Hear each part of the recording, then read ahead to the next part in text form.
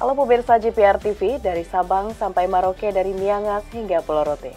Bertemu lagi bersama saya Mona Azharinisak dalam program Kominfo Newsroom.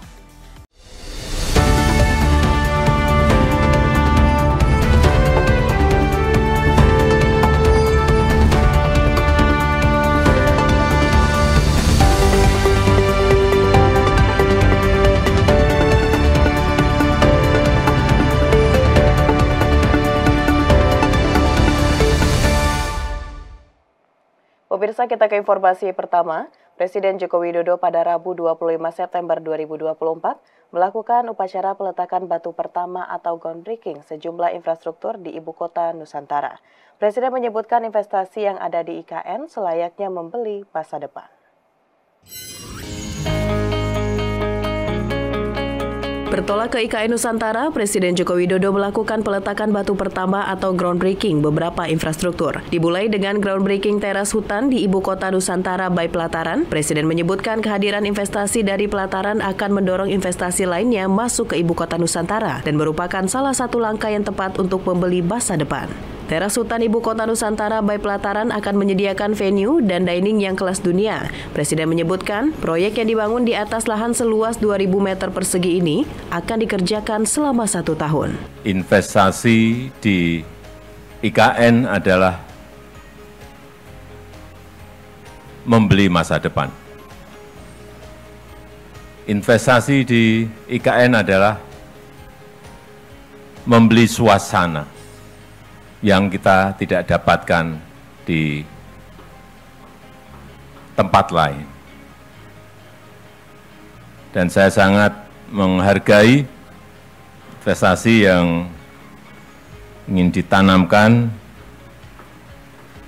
oleh Pelataran di IKN ini, karena kita tahu Pelataran kelasnya di sebelah mana, kita semuanya tahu. Kalau Pelataran sudah masuk ke Ibu Kota Nusantara, artinya akan memberikan sebuah semangat, akan memberikan sebuah spirit bahwa yang lain pasti ikut, karena Pelataran sudah ada di IKN. Selanjutnya, Presiden melakukan groundbreaking kampus Australia Independent School Nusantara. Pembangunan kampus ini dilakukan di atas lahan seluas 7.900 meter persegi dan siap menampung kurang lebih 750 siswa dan juga dilengkapi dengan berbagai fasilitas lengkap dan berstandar internasional. Presiden juga melakukan groundbreaking The Prime Hotel Nusantara. Presiden menekankan pentingnya kehadiran The Prime Hotel sebagai bagian dari pengembangan ekosistem akomodasi di Ibu Kota Nusantara. Di akhir kunjungannya, Presiden Joko Widodo melakukan groundbreaking proyek resort mewah, yakni Magnum Resort senilai 300 miliar rupiah di IKN Nusantara. Presiden menyebutkan kehadiran Magnum Resort di IKN akan memberikan lebih banyak pilihan-pilihan properti yang berkualitas, serta memberikan keleluasan pilihan bagi masyarakat yang ingin tinggal di IKN. Presiden Joko Widodo meresmikan injeksi bauksit perdana smelter grade Alumina Refinery PT Borneo Alumina Indonesia di Kabupaten Mempawah, Provinsi Kalimantan Barat. Presiden Jokowi berharap dengan beroperasinya smelter, Indonesia tidak perlu lagi mengimpor aluminium.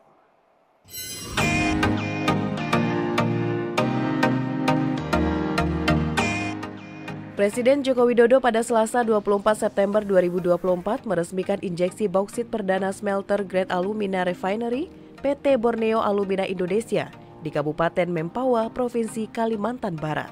Peresmian ini merupakan bagian dari upaya pemerintah untuk mengakhiri ekspor bahan mentah dan mempercepat industrialisasi di tanah air. Presiden menekankan pentingnya hilirisasi sumber daya alam sebagai kunci bagi Indonesia untuk menjadi negara industri yang mandiri. Ketergantungan negara-negara maju pada bahan mentah Indonesia yang selama ini menghalangi upaya hilirisasi. Namun situasi global seperti geopolitik, pandemi COVID-19, dan resesi ekonomi memberikan Indonesia peluang untuk mempercepat pembangunan industri dalam negeri. Saat ini kebutuhan aluminium dalam negeri mencapai 1,2 juta ton. Namun 56% dari jumlah tersebut masih harus diimpor dan Indonesia harus keluar devisa sekitar 3,5 bilion US dollar setiap tahunnya. Oleh karena itu, Presiden Joko Widodo berharap dengan beroperasinya smelter ini, Indonesia tidak perlu lagi mengimpor aluminium. Presiden Joko Widodo turut mengapresiasi ekosistem industri aluminium yang sudah terintegrasi dari hulu hingga hilir.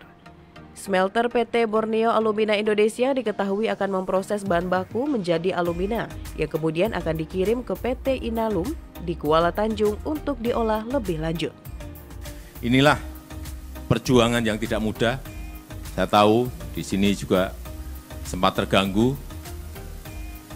tapi dengan semangat dan visi yang kuat, hari ini bisa kita selesaikan. Dan ini akan merupakan jejak-jejak industrialisasi, dimulainya industrialisasi di negara kita Indonesia.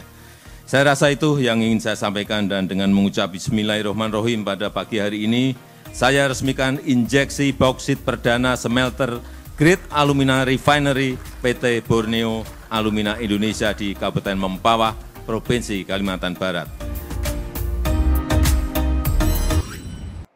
Pemirsa, Kementerian Kelautan dan Perikanan mencatat penurunan ekspor produk perikanan Indonesia ke Rusia. Kendati demikian, KKP berupaya mendongkrak ekspor produk kelautan dan perikanan Indonesia ke Rusia melalui diplomasi lewat penandatanganan nota kesepahaman hingga pengiriman sejumlah sampel-sampel produk-produk perikanan.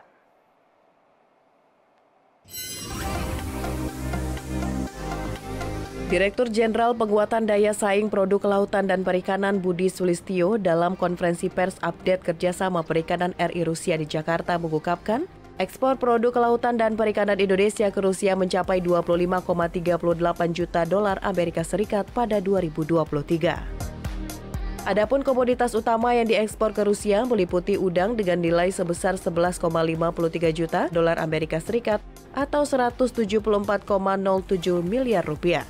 Kemudian rumput laut sebesar 5,87 juta dolar Amerika Serikat atau 88,60 miliar rupiah, serta hati telur ikan yang menyumbang 5,25 juta dolar Amerika Serikat atau senilai 79,24 miliar rupiah.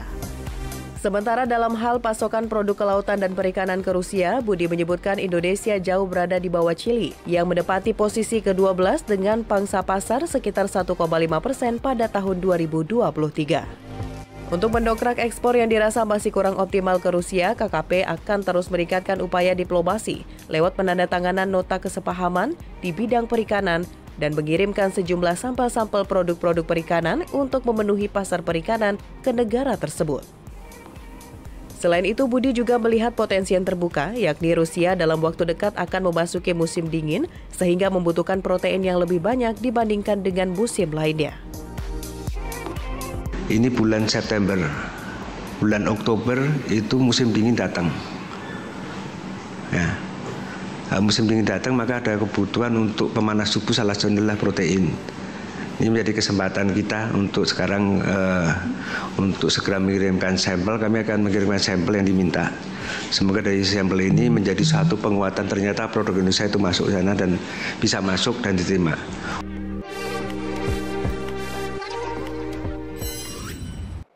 Informasi lainnya pemirsa, Bea Cukai Soekarno-Hatta memusnahkan ribuan jenis barang ilegal dari luar negeri hasil sitaan pada tahun 2023 hingga 2024. Dari keseluruhan barang tersebut, Bea Cukai menaksir total nilai barang mencapai 2 miliar rupiah.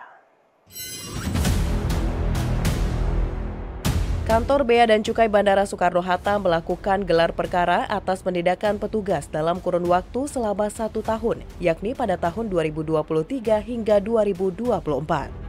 Kegiatan yang berlangsung di ruang Aula Bea dan Cukai ini berhasil memusnahkan sejumlah barang bernilai 2 miliar rupiah. Adapun barang yang dimusnahkan, di antaranya 627 botol minuman keras, 331.754 batang rokok dari berbagai merek, 808 kg kosmetik dan obat-obatan, 1 peti kemas tekstil, 240 kg makanan olahan, 186 unit telepon genggam, dan 587 barang elektronik. Di sisi lain, barang lain yang dikuasai negara berupa 22 pucuk senjata api, 211 buah spare part, dan 101 butir amunisi juga telah diserah terimakan ke Polresta Bandara Soekarno-Hatta untuk dilakukan penindakan lebih lanjut.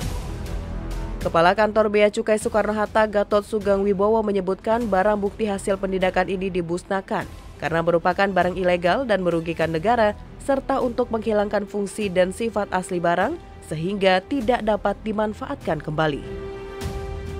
Dan juga Soekarno-Hatta mengadakan preskon dalam rangka kegiatan serah terima beberapa senjata api, amunisi, dan spare part-nya. Kemudian juga ada pemusnahan barang dikuasai negara dan barang menjadi milik negara atau BUMN. Dengan nilai total kurang lebih 2 miliar 30.000 rupiah. Untuk periodenya Pak? Dari periode ini penegahan periode tahun 2023 dan 2024. Pemirsa, usai jeda pariwara, Kominfo Newsroom akan kembali dengan informasi lainnya. Tetaplah bersama kami.